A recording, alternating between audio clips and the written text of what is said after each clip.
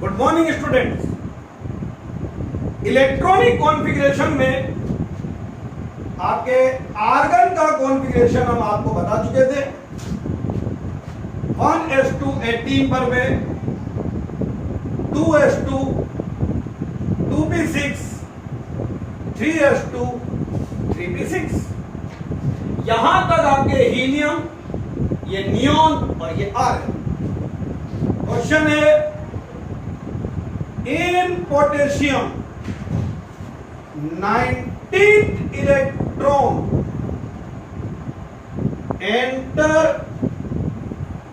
enter in 4s orbital instead of 3d orbital. In potassium 19th electron enter in 4s orbital instead of 3d orbital. Why? Answer: according n plus l rule. According n plus l rule, orbitals are filled in increasing order of their energies. Orbitals are filled in increasing order of their energies.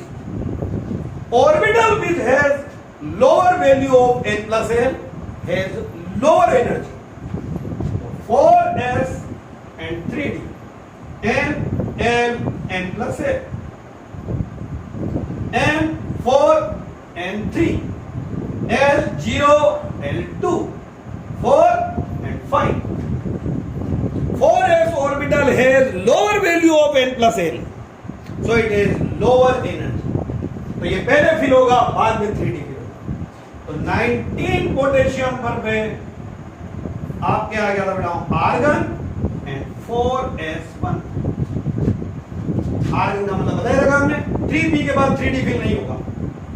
Calcium 20 argon और 4s2, और फिर लिखेंगे हम लोग 21st electron enter in penultimate shell. जो 21st electron है, अब वो पेनल्टीमेट शेल 3d में एंटर करेगा, क्योंकि वैलेंस शेल तो अब हो चुका है 4s, वैलेंस शेल 4 हो चुका है। But 21st electron enter in penultimate shell.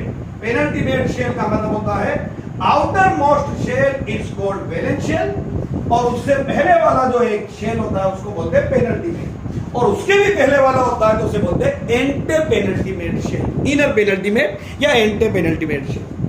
और 21, 22, 23, 24, 25, ये क्राइम है भूलना, 26, 27, 28, 29 and 30। 21 to 30 तक के इलेक्ट्रॉनिक कॉन्फ़िगरेशन आपको याद होने चाहिए। लीजिए 21 पर आता है बेटा स्कैंडियम, और गौर करोगे क्या बार फिल करते जा रहा हूं। आर्गन 4s2 18 और 220 और 3d1 पेनल्टीमेट में। कंफ्यूजन, 3d आप बाहर भी लिख सकते हो। उसकी पोजीशन 4s से अंदर है, पर वो फिल बाद में हो रहा है।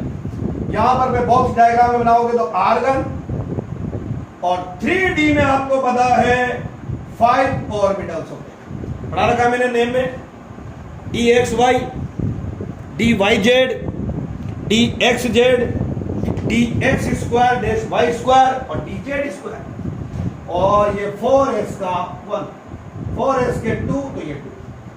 कौन सा रूल लगाया मैंने? Pauli exclusion principal.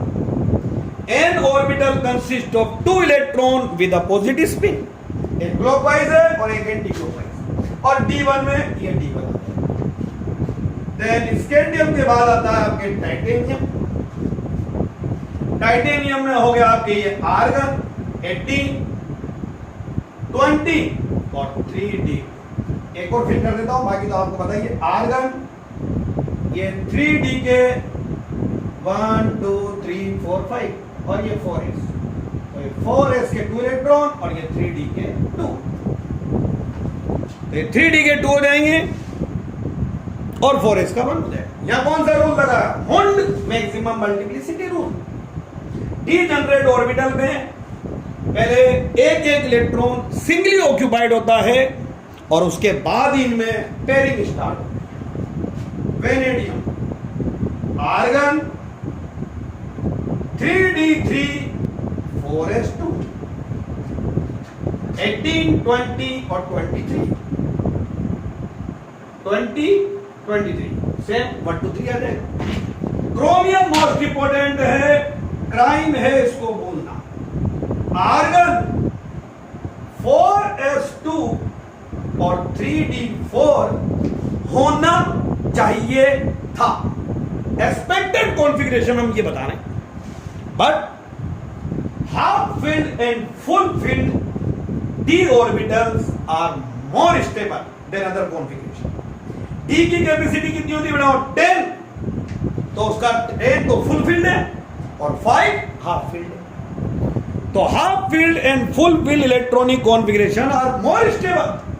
तो इसके लिए स्टेबिलिटी अचीव करने के लिए ये इलेक्ट्रॉन एक इधर ले लेता है और ये क्रोमियम एक्सेप्शनल केस याद रखना है। Name 2 element which show deviation from half bore rule. एक तो 24 पे आएगा और एक 29 पे। कॉन्फ़िगरेशन में आप बना सकते हैं आर्गन, ये 3d का जो दिख रहा है वो बनाना है। 1 2 3 4 5 और ये 4s में 1। रीजन है यहां पर पे due to half filled d orbital. Half filled and full filled d orbitals are more stable than other configuration.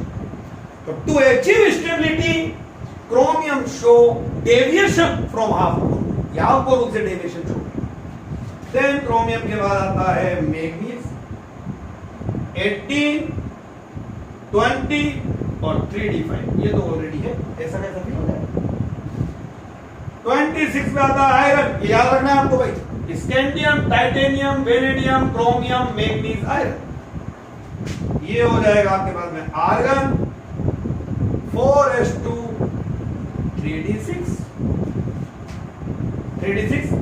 1 2 3 4 5 2 आ जाएगा और 6 या पेयरिंग करने आ जाएगा। कोबाल्ट, आर्गन 3d7 4s2, निकल, आर्गन 3d8 4s2 फिल कर ही लोगे। और कॉपर लीजिए भाई, मोस्ट इंपोर्टेंट ये आर्गन 4s2 3d9 होना चाहिए था। ये हमारा एक्सपेक्टेड कॉन्फ़िगरेशन है, पर एक्चुअल में सेम टू सेम ये एक इलेक्ट्रॉन इधर ले लेता है। इसके लिए इधर हो जाएगा आर्गन, ये 3d में 1 2 3 4 5 और ये 4s में 1 और यहाँ 1 2 3 4 5 6 7 8 9 10 और फाइनली आता है 30 पे जी, आर्गन 4s2 और 3d10। यहां रीजन हो जाएगा due to full filled d orbital, due to full filled d orbitals. तो नेम 2 एलिमेंट, ये क्वेश्चन आता है आपके, which show deviation from Aufbau. तो Z is equal to 24 chromium and Z is equal to 29 copper. Reason, because half filled and full filled d orbitals are more stable than other configuration. So to achieve stability, chromium show half filled configuration and copper show full filled configuration. और इनके configuration important है, chromium और copper के electronic configuration आपसे पूछे जाते हैं। अब अगर आपको याद आ रहा हो तो 3D के बाद बोलिए भाई क्या फील होता है? n+l अगर कल आपने गौर से वीडियो देखी है और नहीं तो आप देखिए, 3D के बाद में फील होता है 4p। आपको नॉलेज के लिए बता रहे, तो 31 ये आएगा गैलियम, और गैलियम में अगर आप बात करोगे तो आर्गन 18, 20, 30 और ये 4p1। बोलो भाई वैलेंस शेल में 3 electron, 32 germanium same 4p2, 33 arsenic 4p3, 34 oxygen वाली फैमिली आ जाएगी, ऑक्सीजन सल्फर सेलेनियम, सेलेनियम में हो जाएगा 4p4, 35 ब्रोमीन 4p5 और 36 पे आएगा क्रिप्टन सेम और यहां 4p6। वैलेंस शेल में 3 इलेक्ट्रॉन, 4, 5, 6, 7 और 8 इनर्ट गैस आ जाएगी। 36 पे इनर्ट गैस आ जाएगी क्रिप्टन। तो देखिए कि इनर्ट गैस कहां कहां है, 2 पर, 10 पर, 18 और 36। और अब 37 का कॉन्फ़िगरेशन अगर आपको लिखना हो, रुबिडियम आ जाएगा 37 पे, तो आप डायरेक्ट लिख दोगे क्रिप्टन, और 4p के बाद में फिल होता है 5s, तो 5s सो ऑन, ऐसे चलते जाए। बस n+l अगर रूल आपको याद है तो आप सबके इलेक्ट्रॉनिक कॉन्फ़िगरेशन लिख सकते हैं। और एक क्वेश्चन मैंने बता दिया, write the name of 2 elements which show deviation from half borrow.